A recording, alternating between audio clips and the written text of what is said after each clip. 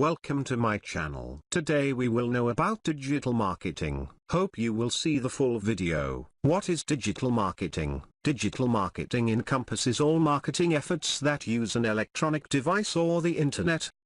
Businesses leverage digital channels such as search engines, social media, email, and their websites to connect with current and prospective customers. With how accessible the internet is today, would you believe me if I told you the number of people who go online every day is still increasing? It is. In fact, constant internet usage among adults increased by 5% in just the last 3 years, according to Pew Research. And although we say it a lot, the way people shop and buy really has changed along with it, meaning offline marketing isn't as effective as it used to be. Marketing has always been about connecting with your audience in the right place and at the right time. Today, that means you need to meet them where they are already spending time, on the internet. How do you define digital marketing?